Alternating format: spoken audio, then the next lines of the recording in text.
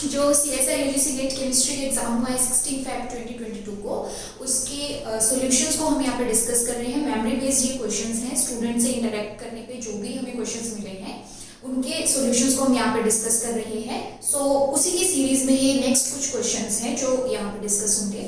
देखिए, पहला क्वेश्चन आपके पास क्या दिया गया था कि ऐसे एक डाइएस्टर कंपाउंड था, साथ में आपको बेंजल्डिहाइड और बेस दिया गया था टर्शियरी ऑक्साइड।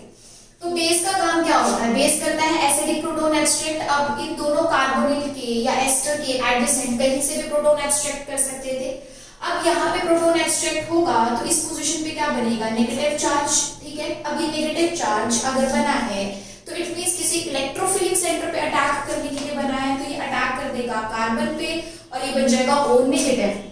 यानी यहाँ पे आपके पास अगर ये एस्टर दिया गया था तो इस पोजीशन पे अब carbon then OH and then PH and then H इस तरीके से बन गया है और यहाँ पे अगेन एस्टर आपको मिल चुकी है। ठीक है, ये मैंने OH कैसे बनाया कि O नेगेटिव है तो यहाँ नेक्स्ट वर्कअप से प्रोटॉन लेगा तो अगेन OH बना देगा।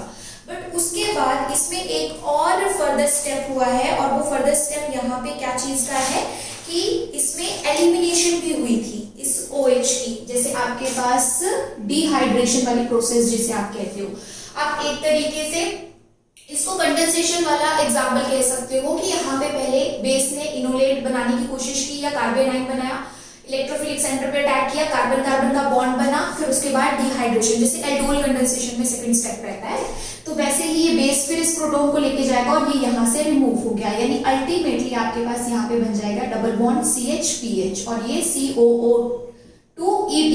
बट एक बात यहाँ पे ध्यान में रखने वाली थी ये कि अगर एसिडिक हाइड्रोलिसिस की बात कर रहा है तो एस्टर एस्टर की फॉर्म में नहीं रहेगा, एस्टर भी एसिड की फॉर्म में कन्वर्ट हो जाएगा। तो इस एसिड की प्रेजेंस में हमारे पास वर्कअप तो हुआ ही हुआ है, बट साथ में हमारे पास ये जो एस्टर था ये एसिड में भी कन्वर्ट हो गया था and this was the final product. तो इन गिवन कंडीशंस के अकॉर्डिंग ये आपका फाइनल प्रोडक्ट होगा। ठीक है, अब बात करते हैं हम नेक्स्ट पार्ट की। तो नेक्स्ट पार्ट में हमारे पास जो नेक्स्ट क्वेश्चन था बहुत सिंपल था, डिमर रिएक्शन होती है नेमिंग रिएक्शन, उसी के फर्स्ट स्टेप से आपसे पूछ लिया गया था कि इंटरमीडिएट क्या बनेगा। अब सबको पता है कि क्लोरोफॉर्म विद बेस रिएक्ट करेगा, अल्फा एलिमिनेशन होगी, अल्फा एलिमिनेशन से आपके पास डाइक्लोरोकार्बीन जो है वो बन के आती है, बट आपको वहां स्ट्रक्चर बताना था। ठीक है, और यहाँ पे जो कार्बीन स्टेबल बनेगी वो कौन सी बनेगी? सिंगलेट बनेगी। और वो क्यों? क्योंकि इसके साथ क्लोरीन प्रेजेंट है और क्लोरीन के पास क्या रहता है? लोन पेयर रहता है। तो जो इसका वेकेंट डी ऑर्बिटल है ये उसमें अपने इंटरेक्शन करवा के खुद को स्टेबलाइज कर सकता है। मतलब इन इलेक्ट्रॉन्स को इससे कोई बहुत ज्यादा खतरा नहीं होगा, इसकी स्टेबलाइजेशन के लिए दूसरे ऑर्बिटल प्रेजेंट है। दैट्स व्हाई ये सिंगलेट फॉर्म में आपको यहाँ मिलना चाहिए। ठीक है, अब बात करते हैं नेक्स्ट क्वेश्चन की। तो नेक्स्ट क्वेश्चन में आपके पास यहाँ पे क्या था कि ये जो कार्बोनिल दिए गए थे इन कार्बोनिल्स का पूछा गया था फेस का रिलेशन। स्टीरियोकेमिस्ट्री का ये क्वेश्चन था। तो स्टीरियोकेमिस्ट्री में कार्बोनिल के फेस को बताया जाता है कि वो इनैक्शियोटॉपिक है, डायस्टेरियोटॉपिक है या किस तरह से है। तो उसके लिए मैंने एक शॉर्ट ट्रिक क्लास में डिस्कस किया था कि जब कार्बोनिल के एडजेसेंट पोजीशन पे अगर कायरल सेंटर प्रेजेंट है, एडजेसेंट पे अगर कायरल सेंटर प्रेजेंट है तो ये फेस डायस्टेरियोटॉपिक होता है। इट मींस अगर आपको ये चीज भी याद होती शॉर्ट ट्रिक तब भी आप इसका आंसर कर सकते थे। कार्बोनिल के एडजेसेंट अगर पहले से कायरल सेंटर प्रेजेंट हो तो उसके दोनों फेस का रिलेशन आपस में डायस्टेरियोटॉपिक होता है। बट अगर आप इस क्वेश्चन में देखो तो इसके एडजेसेंट कहीं भी कायरल सेंटर नहीं था, ये कायरल सेंटर नहीं था, ये कायरल सेंटर नहीं था, ये कायरल सेंटर नहीं था, क्योंकि इसलिए ये दोनों बॉन्ड्स जो है सिमिलर है। इट मींस सिस्टम में पहले से कोई कायरल सेंटर प्रेजेंट नहीं है और आप यहाँ पे जैसे ही कोई एडिशन रिएक्शन करवाओगे इस पोजीशन पे एक नया कायरल सेंटर जनरेट हो जाएगा। तो ये भी शॉर्ट ट्रिक में बताया गया था कि अगर पहले से कोई कायरल सेंटर ना हो और जस्ट कोई नया वहां पे रिएजेंट ऐड करने से, कार्बोनिल पे ऐड करने से, एक बार फ्रंट फेस से एक बार बैक फेस से ऐड करने पे दो प्रोडक्ट अगर जो हमें मिल रहे हैं तो वो हमें इनैंशियोमर्स मिलते हैं। क्योंकि पहले अगर कोई कायरलिटी नहीं है, आफ्टर एडिशन सिस्टम में सिर्फ एक टाइप की कायरलिटी जनरेट हो रही है तो वो दोनों कंपाउंड्स आपस में इनैंशियोमर कहलाते हैं और इसी वजह से इस कार्बोनिल का फ्रंट और बैक फेस का रिलेशन होगा इनैंशियोटॉपिक। तो इसमें ये फेस का रिलेशन शॉर्ट ट्रिक से भी हो सकता था, अदरवाइज आपके पास एडिशन मेथड भी होता है, आप उसको भी फॉलो कर सकते थे।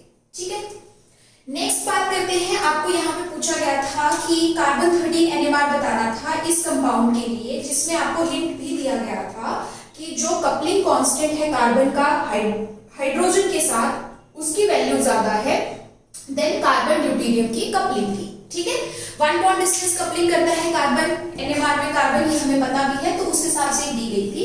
तो हमें एक्चुअली इसकी अपीयरेंस बतानी है, तो उसके लिए क्या करना है, पहले तो हमें इसके सिग्नल पे जाना है। कार्बन का सिग्नल कितना आएगा, एक कार्बन यहाँ प्रेजेंट है। अब वो एक सिग्नल जब ड्यूटेरियम के साथ कपलिंग करेगा तो 2ni+1 में उसमें n तो एक है लेकिन इसकी i वैल्यू होती है 1, तो ये आपके पास आ जाएगा 3 मींस ट्रिपलेट। और जब 2 प्रोटॉन्स के साथ करेगा तो भी क्या देगा, ट्रिपलेट, यानी वो एक सिग्नल, कार्बन का एक सिग्नल आपको नजर आएगा, कार्बन का वो एक सिग्नल आपको नजर आएगा ट्रिपलेट इनटू ट्रिपलेट में। सिग्नल एक ही है, बट जब उसने ड्यूटेरियम के साथ कपलिंग करी वो आपको ट्रिपलेट देगा, फिर आगे जब 2 प्रोटॉन्स के साथ करेगा फिर ट्रिपलेट देगा। तो उसको आप अपीयरेंस में कैसे बताते हैं, ये हमने किया हुआ है क्वेश्चन क्लास में। तो इसको कैसे बताया जाता है कि अगर CH की कपलिंग कांस्टेंट वैल्यू ज्यादा है तो मतलब उसकी वजह से जो स्प्लिटिंग आई है वो हमें पहले लिखनी होती है। जिसकी कपलिंग कांस्टेंट की वैल्यू ज्यादा दी गई है उसका स्प्लिटिंग हमें पहले शो करना है कि जो एक सिग्नल है वो हमारा प्रोटॉन्स के साथ कपलिंग करके ट्रिपलेट दे रहा है, और ट्रिपलेट की हमारे पास यहाँ पे इंटेंसिटी रेशियो क्या आएगी, 1:2:1, क्योंकि प्रोटॉन की आई वैल्यू क्या होती है, हाफ, तो पास्कल ट्रायंगल के अकॉर्डिंग तो 1:2:1 आ जाएगा। बट जब आपकी आई वैल्यू 1 पुट की गई है फॉर ड्यूटेरियम तो उसकी आएगी 1:1:1। इस बात का भी थोड़ा सा ध्यान रखना पड़ता है। अब ये तो हमने यहाँ पे कपलिंग लिखी है CH की, लेकिन उसके बाद कपलिंग कार्बन की किसके साथ हो रही है, ड्यूटेरियम के साथ, और ड्यूटेरियम के साथ होके भी वो क्या दे रहा है, ट्रिपलेट, मतलब हर एक लाइन फिर से ट्रिपलेट में आगे स्प्लिट होगी, और इसकी स्प्लिटिंग की आपके पास रेशो क्या रहेगी, 1:1:1, 1:1:1, 1:1:1। अब ओवरऑल हमारे पास अपीयरेंस कैसे आती है, ये मल्टीप्लाई करके, जो ये आपके पास फर्दर डॉटर स्पाइक्स आई हैं इनको पेरेंट लाइंस के साथ मल्टीप्लाई करके, तो ये आएगा 1:1:1, यहाँ पे 1:2, तो 2:2:2, क्योंकि 1:2 1:2, और यहाँ पे 1:1:1, यानी आपके पास जो यहाँ पे स्प्लिटिंग है वो अगर 1:1:1 ऐसे शो की है तो ये 2 टाइम्स आपकी शो की जाएंगी, और यहाँ पे ये 1 और 1:1। ये बनेगी करेक्ट अपीयरेंस इस कंपाउंड के कार्बन NMR की, जिसमें आपको पहले तो देखना था कि सिग्नल कितने हैं, उसके बाद देखना था कि आपके पास मल्टीप्लिसिटी क्या आएगी उस एक सिग्नल की, और फिर इंटेंसिटी रेशियो।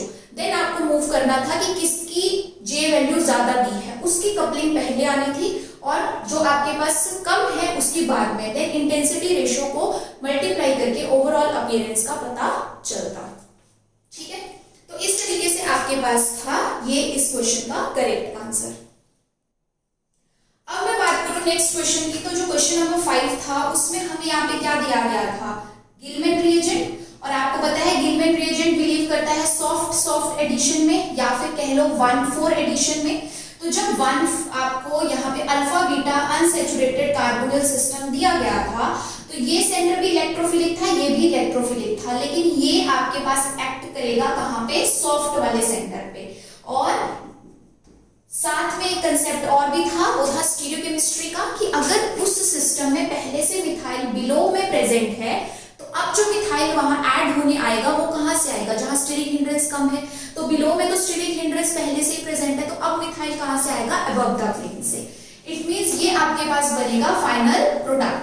ठीक है, बट एक चीज और पूछी थी कि जो कंपाउंड आपके पास बन रहा है वो कायरल है या नहीं, तो yes it is chiral, because इसमें प्लेन ऑफ सिमेट्री प्रेजेंट नहीं है।